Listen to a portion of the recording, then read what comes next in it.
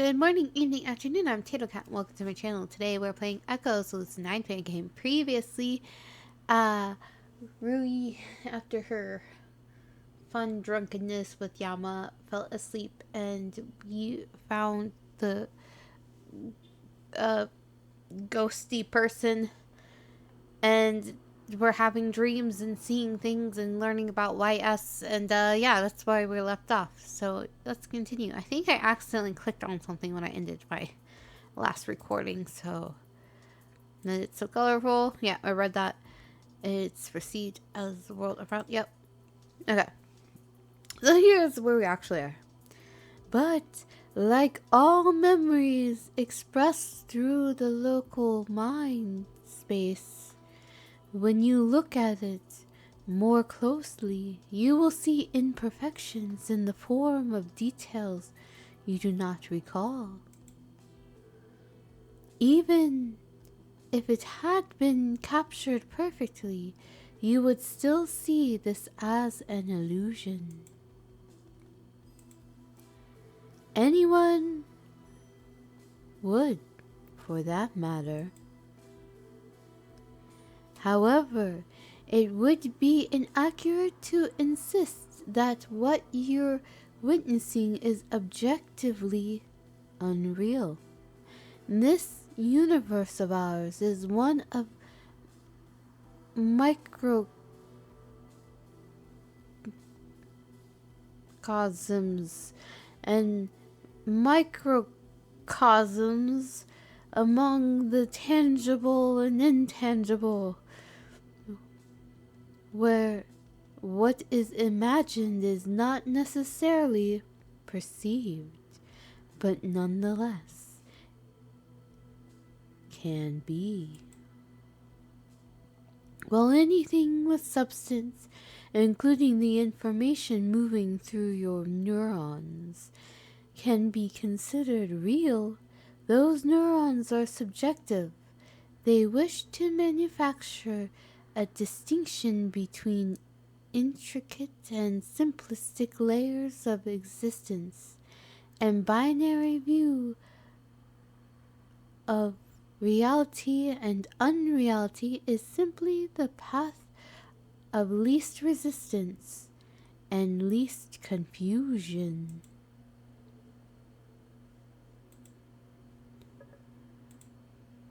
However, if someone offered to blur the line between those layers to allow you to live a vividly simulated life and someone else as someone else, or even memory of yourself, would you accept that offer? Even if one was forced to experience memories of their previous existence within this inner world, many people would still be tempted by it. But these are people who don't know what you and I know. I ask you to consider this because the drug you know as THB makes this possible, and it's far more commonplace than you've been led to believe. As much as I wish that I could offer you more information at this time, it would appear that you have some business to attend to. So is THB actually devil's blood? Is that why people are like going insane? We will speak again when the time is right. Farewell, Rui Hayata. And do try to keep your head down. No, please. I open my eyes to the combined sound of bed sheets shuffling and heavy pained breathing. A split second passes before I realize that it's not me who's hyperventilating. Don't understand. None. Rather, it's the it's a shadowy lump of flesh and metal currently writhing around on my couch. None of this means anything. Of course. Back when we were at the hospital together, Yama always used to have night terrors. After everything he's been through, I doubt they'd be any easier for him to deal with on his own. Don't take her again. Please. That's not even considering every time he's supposedly seen me die. Waking him up might not be the safest course of action, but just hearing the desperation in his voice once is enough to make me feel nauseous. Thinking about what he was subjected to now, the horrors he lived and relived so many times, it's enough to make me feel like I'm choking on my own tongue. And I can tell my knowledge of those horrors doesn't even scratch the surface. Stomach acid splashes against the walls of my gullet, painfully clawing its way upward like a malicious font of lava. I compulsively clutch the base of my throat, hoping that it'll limit the pain. It doesn't. Why?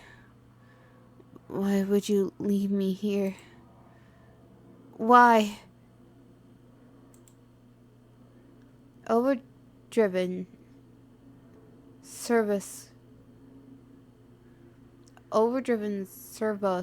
cry out in deafening roar as Yama sits up, throwing the blanket off his chest with a superhuman strength.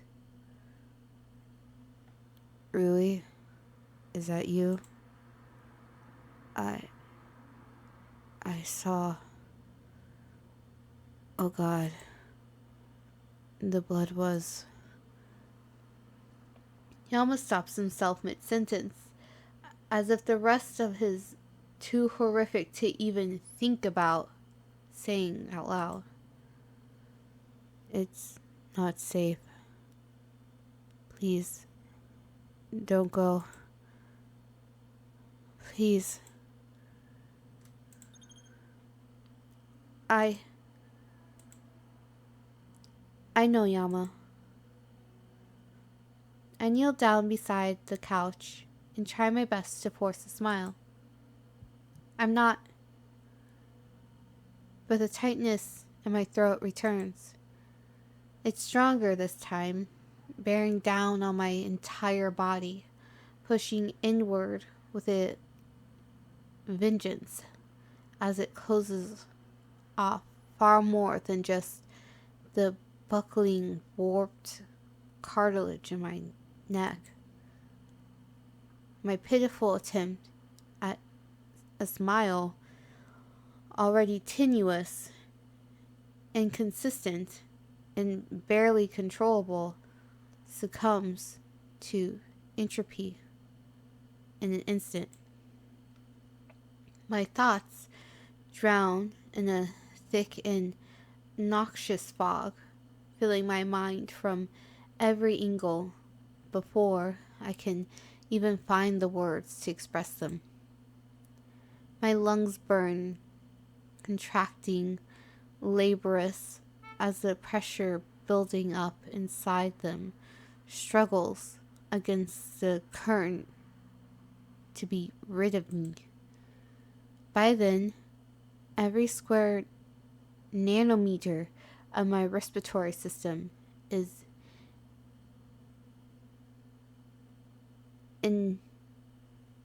inundated by the same dull, persistent sensation. The sensation of being crushed from the inside. As my cybernetics take over and artificial oxygen fills my bloodstream, I contemplate my shame and my failure, the very same shame and failure by which I condemned myself to follow this grim and winding path. Because of me, this is the only future that can ever exist. I did this to myself, and even worse than that, I did this to the one person I had left. In the end, I was selfish. From the very beginning, I sought to impose my will on the people I cared about. And as the few people who cared about me were punished for doing so, I stood by and accepted their suffering as I followed the orders I was given. This is my punishment. I don't deserve to be free of the suffering. I don't deserve to live in fail Yama more than I already have. But I don't deserve to die and leave him behind in a world where my failure becomes all that's left of me. Without thinking, I reach out and grab his hand. His prosthetic arm is frigid and unmoving, but joined to it is the last vestige of his biological body, still drenched in sweat and seized by tremors. It's abundantly clear that he's just seen something that nobody should ever see.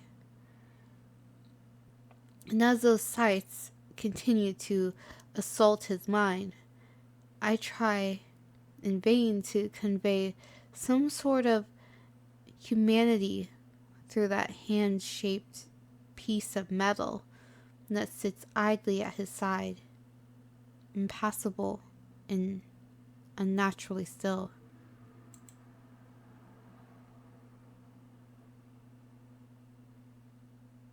I know how you feel, I want to say. The problem is, I don't know how he feels. I could never know, and I don't even have the courage to try. I'm sorry, I could say, but my words would ring hollow after everything I've done.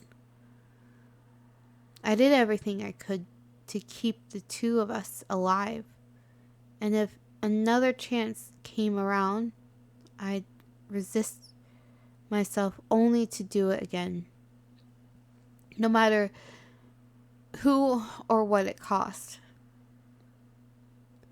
I'm not going anywhere, I could say. But in the end, it'll just turn into a lie at worst, and at worst in a broken promise at best. It's okay, I could tell him. But it's not okay. It's never going to be okay.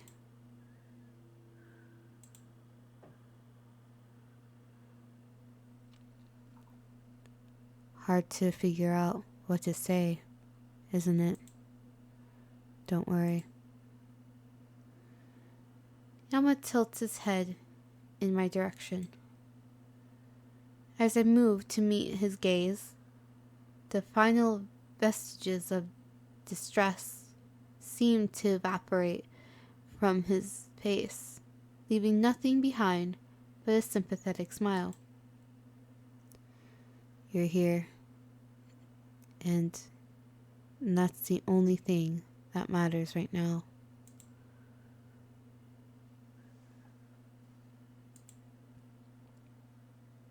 Dummy. I leaned forward, pulling him into a surprise hug. Despite looking like he's been caught off guard, I hear the slow, subtle flow of hydraulics behind me just as I'm about to make contact. As infrared waves phase shift around my skin, I feel his arm bending through the air. They touch down on my shoulders, returning the gesture with extreme caution. I came here to make you feel better, not the other way around. You're the one who keeps saving my life.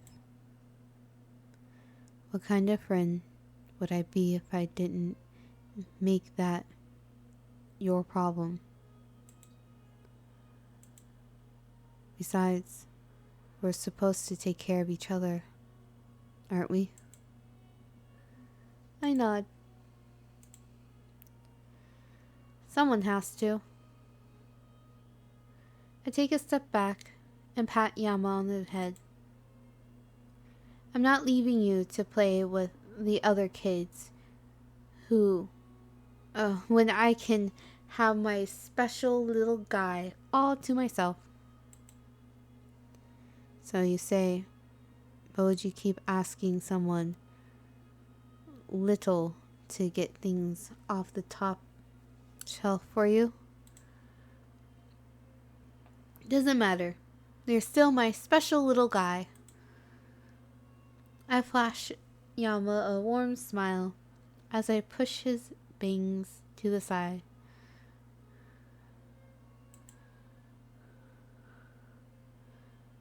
Always will be. A bead of sweat drips down onto my hand. It's followed by 2 others that fall against my knuckles, leaving them slightly more damp than I'd like them to be. Sorry about the sweat. Almost forgot about the whole nightmare thing. Nightmare's right. You look like a sponge somebody left in the kitchen sink. Sponge somebody. Not a sponge somebody that lives in a pineapple under the sea. If we don't get some kind of hypnotic solution in you soon, you'll end up squeezing yourself dry. Like a giant lemon or something. Aren't you supposed to try and squeeze whenever life gives you lemon? Aren't you supposed to try and squeeze whenever life gives you lemons? That only applies to actual lemons. Nobody's mad enough to want to pour themselves an ice cold glass of Yamanade. I wouldn't be so sure about that. Have you ever tuned into an episode of Wild vs. Man? Monster, yeah, I see what you did there. I'm not some extreme survivalist like Kumato Hibachi Hara.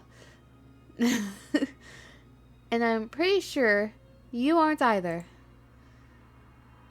If my options are to die of thirst or turn you into a giant Capri Moon, I'm blood sacrificing whatever's left of your body to lock.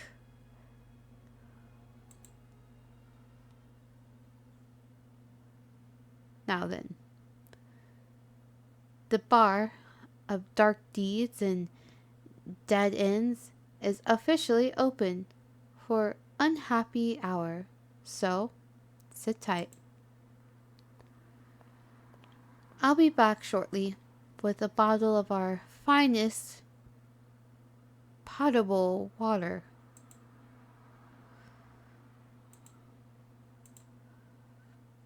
After digging through my disorganized pile of belongings, I recover a spare canteen and proceed to fill it directly from the nearby filtered reserve tank.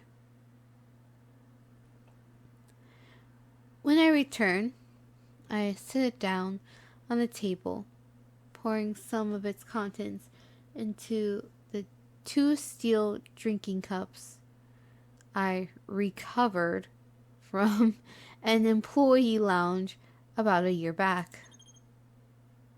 Sorry for the wait. I hand one to Yama. Here. Thanks. Despite not asking for any water, Yama quickly grabs the glass and begins inhaling its contents like a wrung-out vacuum cleaner. While he drinks, I utilize a nearby wall console to turn the light up as far as I can. Once that's done, I take a seat next to him on the part of the couch that's still dry. Granted, it's not much, but at least we can see each other now. You couldn't see each other before? The lighting wasn't good enough? Oddly enough, he kind of reminds me of a baby goat with the rate at which he's chugging that water. I don't really know how fast baby goats chug water. Never seen it. I'm not a big goat person, so he looks pretty cute like this, honestly, with those thin, transparent hairs on his chin, standing on end in the dim light. I find myself imagining him as a kid again, with those scrawny ragdoll limbs of his and those big sad eyes he used to have. If he wasn't so damn big, I'd pick him up and start hugging him in front of everyone to show how much I'm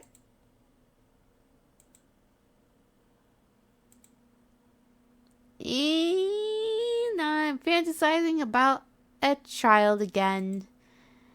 Maybe I qualify as watchlist material after all. To be fair, I wouldn't have had to adopt this dumbass and start acting like his mom if someone did their job. It's been a while. Forgot you could just do this. Do what? Exist, I guess. I know it doesn't seem like something a normal person would forget about, but I don't know. It's one thing for me to spend my spare time sitting and waiting as the past blends into one. It's another to choose to wait and then realize that I'm still waiting. Usually, that comes with an unwanted reminder that I'm still here. But I know that's the kind of reminder you might be able to find enough comfort in for the both of us. So, thanks, I guess. If you want, I can share those kinds of things with you, or I can keep them to myself. But I'll still do my best to try and get used to it. Fair enough. Just try not to force yourself to think or unthink. Easier said than done, though. A lot of notions are a little too unpleasant to just let be.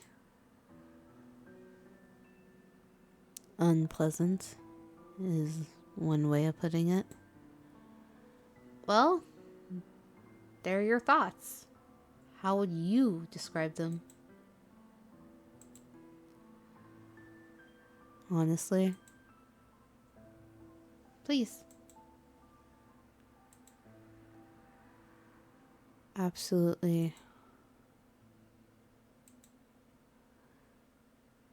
Absolutely terrifying. Yama shudders visibly. His voice begins to break and fluctuate in tone. I've seen things, really. I've seen too much and too little at once. And I've spent enough time seeing nothing and remembering nothing that nothing was all I knew. It could have been a vision or a dream. There was a hard, wet surface. Somewhere dark and quiet. Sometimes a door would open and light would shine through. Whenever it did, I didn't see any arms or legs. Just a torso strapped to a table. My throat was sore, maybe from screaming. But the scientist said I wasn't screaming words. Once, after they finished their simulation, they told me that I screamed, "Help me," and make it stop over and over again. They were delighted. That meant they were making progress. After that, the chairman arrived. He ran the test himself, retrieved more words and memories, even added new knowledge. Every time I used them to think, I'd realize that there was a me, a child, a man, a student, a criminal, a victim of the same crime. It made no difference. No matter what was done to my body, I'd always be trapped inside it. And even though I can walk on these new legs and use these new arms to pick myself up the ground, that decaying cage of conscious matter still forces me down a path I can't avoid. I've always been a prisoner in that cage. But how can I be the innocent one when I've also been the prison? You tell me that I never asked for this, that everything that happened to me was never my fault. Even that I had no choice. to do what I did. But in the end, I knew how much you cared.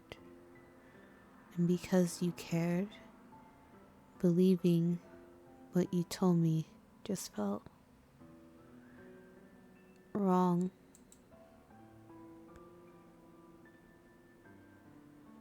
Now that I know how to think, I keep failing. Stop myself. Even when I know there's nothing to think about. Alright, well, poor Yama. He really did go through hell. The poor guy. Hopefully things get a little better for him. But we'll see what more he has to say about his thoughts in the next episode.